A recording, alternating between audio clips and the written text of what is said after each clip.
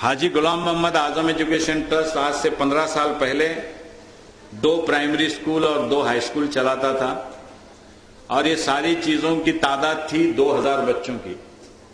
आज 15 साल के अंदर हमारे कैंपस में 28 इंस्टीट्यूशंस एस्टेब्लिश हुए हैं और 20,000 बच्चे वहां पे पढ़ रहे हैं। और इतना बड़ा काम जब हुआ है तब गवर्नमेंट की कोई मदद हमने नहीं ली है, गवर्नमेंट का कोई फाइनेंशियल एक्सटेंट हमको मिला नहीं है, मौलाना आजाद का भी नहीं लिया है और इस्लामिक डेवलपमेंट बैंक से भी मैंने उनसे पैसे नहीं लिए क्योंकि उन इदारों से मैं जुड़ा हूं। इसके लिए हमने डिसीजन लिया कि अगर हम कुछ लेने के लिए जाएंगे तो पैसा मिलेगा कम और तनकीद और जिसको क्रिटिसिज्म कहते हैं वो ज्यादा होगी। तो हमारा ये कहना है कि ऑनेस्ट लोग जब आगे बढ़ेंगे और उनकी तादाद कौम के अंदर जितनी बढ़ेगी उतना ज्यादा और उतना जल्द कौम का प्रोग्रेस होगा। मैं इस बात को मानने के लिए तैयार नहीं हूं कि आज का जो वक्त है, आज के जो हालात हैं ये नेगेटिव हैं, एडवर्स हैं। मैं बड़ी जिम्मेदारी के साथ यहां के सभी जिम्मेदारों से कहना चाहूंगा, सारी दुनिया में आज का वक्त, आज के हालात हिंदुस्तान के मुस्लिमों के लिए सबसे अच्छे हैं। दूसरे मुल्कों के अंदर जो हालात हैं अगर उसको देखा जाए, खास करके इस्लामी मुल्कों के हालात अगर देखे जाएं, तो आपको इस बात पे यकीन करना पड़ेगा, इस बात को मानना पड़ेगा कि हिंदुस्तान के मुस्लिमों के लिए हालात साजगार हैं। और अगर हालात साजगार हैं तो हमारा ये कहना है कि हम लोगों को और खास करके इस्लाम से ताल्लुक रखने वाले हम लोगों को, जिन्होंने बदतर से बदतर हालात को फेस किया है, वो लोगों ने आज के हालात को बदतर कहना मुझे लगता है गलत बात है। हजरत बिलाल को जो तकलीफ हुई है गुज़िश्ता 1500 साल में यहाँ के किसी हिंदुस्तान की किसी मुस्लिम को उतनी तकलीफ नहीं हुई है।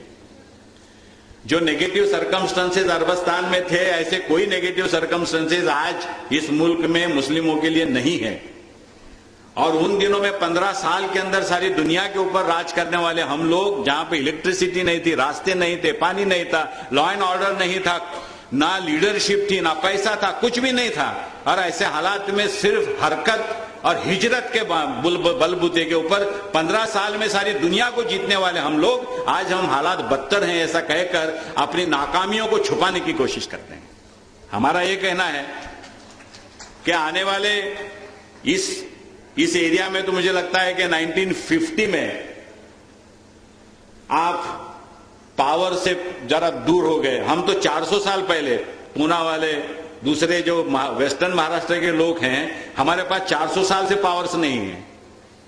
छत्रपति शिवाजी महाराज ने जब दक्खन को जीता, जब से हम पावर में नहीं है। और कभी कभी ऐसा लगता है कि जहां पे पावर में नहीं रहते वहां मुस्लिम जरा सीधे रास्ते पे चलते हैं, जहां पे पावर में इक्तिदार में रहते हैं उनको भरी भरी हरी हरी सुस्ती है। तो कभी कभी मुझे ऐसा भी लगता है कि एडवर्स सर्कमस्टेंसेस मुस्लिमों को लाना चाहिए ताकि मुस्लिम सिरातुल मुस्तकीम पे चलें। खा पी के सूखे हुए तो उनको अलग अलग सूझने लगता है। तो गुजरात का एग्जाम्पल आप देख सकते हैं। गुजरात में आपको शायद मालूम नहीं कि क्या हालात थे। 2002 के पहले के हालात हमने देखे हुए हैं। वहां पर इतने मसलत थे कि भरूच ये जिले के सैयद, सूरत के सैयद जो हैं उनको वहां पे मैनेजिंग कमेटी में नहीं लेते थे किसी इदारे में। सैयद साहब अलग, मेमन साहब अलग, खोजा साहब अलग, शिया अलग, सुन्नी अलग, पटेल अलग, ये और इतने तबके के पूछो मत। तो जब दंगा हुआ 2002 के अंदर, तो मैं जब पहली बार वहां पे गया तो मैंने कहा मैं यहां पे आया हूं मोदी साहब का शुक्रिया अदा करने के लिए। तो सारे लोग परेशान हो गए। मैं बोला इसलिए मैं शुक्रिया अदा कर रहा हूं कि हम मुस्लिमों ने एक दूसरे को एक नहीं समझा, लेकिन मोदी और उनके साथीदारों ने तुमको ठोकते वक्त में एक ही समझा। मेमन, खोजा, मुस्लिम, कोई अलग अलग नहीं समझा। मैं पटेल, सैयद, शेख सबको मुस्लिम समझा और ठोका। उसका शुक्रिया मैं अदा करने के लिए आया हूं। और आज हुआ क्या, उन दिनों में 2002 में गुजरात के अंदर, पूरे गुजरात के अंदर 200 इदारे थे मुस्लिमों के, और ये 6 साल के अंदर 400 इदारे हो गए। क्योंकि हमने एक ही पैगाम दिया, अगर आपको मोदी का जवाब देना है, ईंट का जवाब पत्थर से नहीं देने का, सिर्फ एक ही तरीके से देने का, तालीम के जरिए देने का। इकरब इसमें रब्ब कर लेती, यही जवाब 1500 साल पहले के हालात में हुजूर सल्लल्लाहु अलैहि वसल्लम ने दिया था, और आज को हमको हर जगह देना है, और दूसरा कोई तरीके का इख्तियार नहीं करने का है।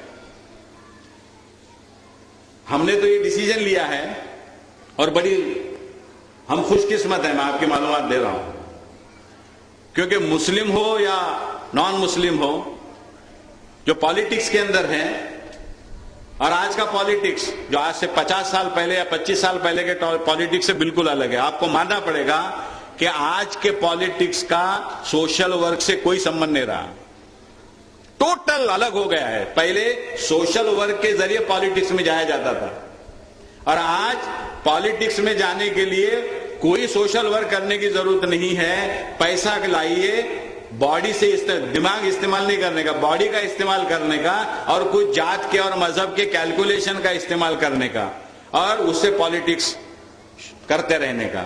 लेकिन उससे एक बात और अच्छी हो गई। क्या अच्छी बात हो गई? ये सारे पॉलिटिशियन लोग ऐसे काम में लगे हुए हैं, एयरपोर्ट, सर्किट हाउस, इंस्पेक्शन बंगला और सांप का बंगला। इसके वजह से सोशल वर्क का पूरा फील्ड खुला है, एम्प्टी है, और मुझे लगता है अनइंटरप्टेड है, विदाउट स्पीड ब्रेकर है। तो इसलिए हमारा काम क्या है, खास करके मुस्लिमों का काम क्या है, कि पॉलिटिक्स से दूर रहकर समाज का काम, और समाज के काम के अंदर सिर्फ तालीमी मैदान का काम।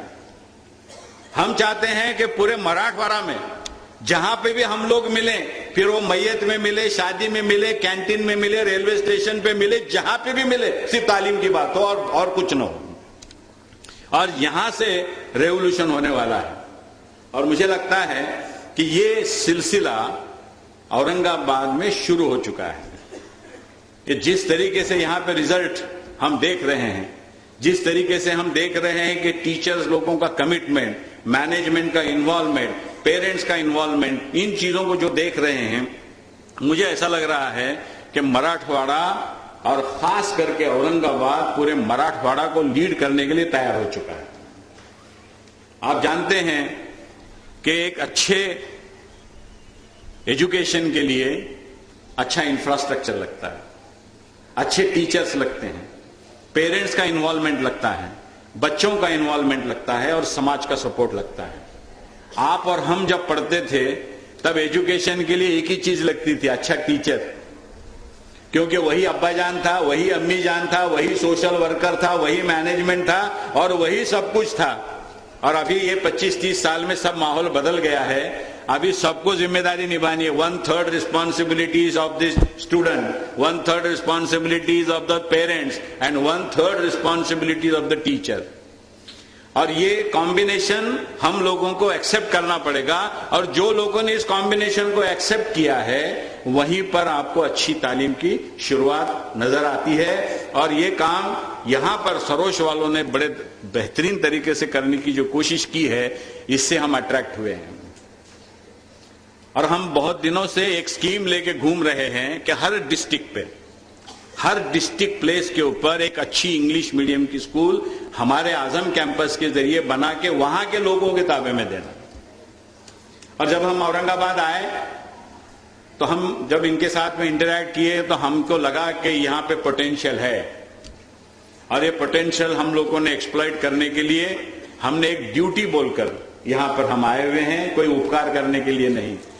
ये भी एक मेरा मैसेज है आप सब लोगों के लिए कि मुस्लिमों को समाज के काम करते वक्त में ड्यूटी बोल के काम करने वालों की जरूरत है, नहीं कि उपकार बोल के काम करने वालों की जरूरत है।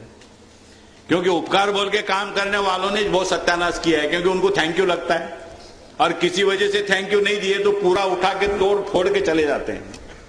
तो इसलिए हमने क्या डिसाइड किया है कि थैंक यू का सवाल कब आता है? जब उपकार करते हैं तो आता है, जब ड्यूटी करते हैं तो कहां का थैंक यू सवाल आता है। तो हमारे कैंपस में ऊपर कौन बैठेगा, नीचे कौन बैठेगा, नाम पहले किसके आएगा, नाम दूसरा किसके आएगा, ये कभी डिस्कशन नहीं होता। 200 करोड़ का काम हमने कैंपस में 15 साल में किया है। किसी बिल्डिंग के ऊपर किसका नाम, फाउंडेशन स्टोन का प्रोग्राम या ओपनिंग का प्रोग्राम हमने कुछ नहीं किया है। हमने ये डिसाइड किया है कि अगर आपको सेटिस्फैक्शन मांगता है तो किसी पत्थर पे नाम आने से सेटिस्फैक्शन नहीं होता। सेटिस्फैक्शन यहां दिल से होना चाहिए, और वो आप जितना काम सिंसियरली करोगे उतना आपको सेटिस्फैक्शन मिलेगा। और ये मैं चाहता हूं कि यहां पर भी ये पैगाम लेकर खास करके मैनेजमेंट के लोग आगे बढ़ें, क्योंकि मैं जब भी कोई इनविटेशन आता है किसी प्रोग्राम का तो नीचे कितने लोगों के नाम रहते हैं वो देखता हूं। जितने ज्यादा नाम उतना समझना ये डिसऑर्गेनाइज लोग हैं। नीचे अद्दाई बोल के 40 लोगों के नाम है तो समझना है कि 40 प्रेसिडेंट हैं, तो यहां पे काम कुछ नहीं हो रहा, सिर्फ प्रेसिडेंट लोग जम रहे हैं।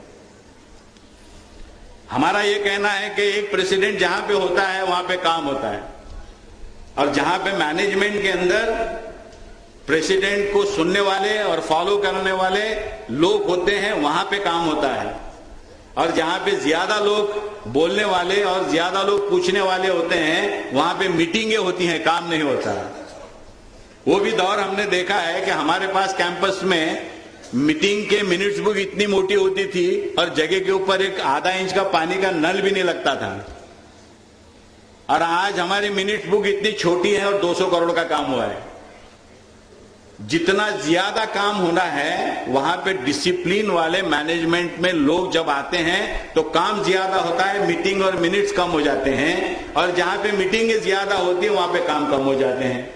और हमारा ये एक्सपीरियंस है कि प्रोसीजर से जाकर सारी चीजों को फॉलो करके काम करना और जल्दी काम करना, इसमें बहुत फर्क है। और मैं मैनेजमेंट के लोगों के सरोज के ये कहूंगा कि अगर आपने प्रेसिडेंट को चुना है उस पर पूरा भरोसा कीजिए। बहुत सी चीजें मसलियत की होती हैं, सब डिस्कशन करके करने की नहीं होती है। बहुत सी चीजें डिस्कशन करने से नहीं होती हैं और कॉन्फिडेंशियल चीजें करने से सक्सेसफुल होती हैं। तो ऐसे हालात में हम चाहते हैं कि आप लोग प्रेसिडेंट, सेक्रेटरी जब इनको पावर्स देते हैं तो इनके सिर्फ रिजल्ट को देखिए, प्रोसीजर को मत देखिए, क्योंकि प्रोसीजर और रिजल्ट ये दो अलग अलग मामले हैं। मैं मोइनुद्दीन साहब से एक ही रिक्वेस्ट करूंगा कि अभी मैनेजमेंट के अंदर आपको लेडीज को लेना चाहिए। आपने देखा अभी 2 लेडीज ने बोले,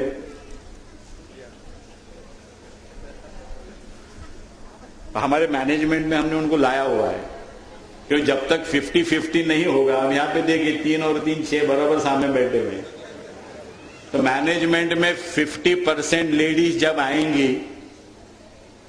तब इंफ्रास्ट्रक्चर बनाने का काम मेल लोग करेंगे, आदमी करेंगे, और तालीम पढ़ाने का जो काम है लेडीज करेंगे। वो उनका काम है। इतना ही नहीं, कुदरत ने उनको सलाहियत दी है। हमारा काम है आदमी लोगों का जमीन लेना, बिल्डिंग बनाना, फर्नीचर, पैसा लाना, परमिशन लाना। एकेडमिक साइड जो है वो देखने का काम ये लेडीज जब करेंगी तभी रेवोल्यूशन होने वाला है, क्योंकि उनको अल्लाह ने उसी तरीके से बनाया हुआ है। आप देखते हैं घर में होमवर्क कौन करवाता है? बच्चों का होमवर्क कौन करवाता है? अम्मी जान करवाती हैं, और जिस दिन अब्बा जान करवाते हैं 2 साल तक बच्चा अब्बा जान के नजदीक नहीं आता। तो ये पोटेंशियल जो है लेडीज का, उनकी जो सलाहियतें हैं, मैं चाहता हूं कि अगर आप सचमुच एकेडमिक्स एक्सेलेंस चाहते हैं तो मैनेजमेंट में कुछ लेडीज को आप लीजिए। आप जो कुछ भी मैं बोल रहा हूं, मिसेस इनामदार ने जितना कहा है वही बोल रहा हूं मैं।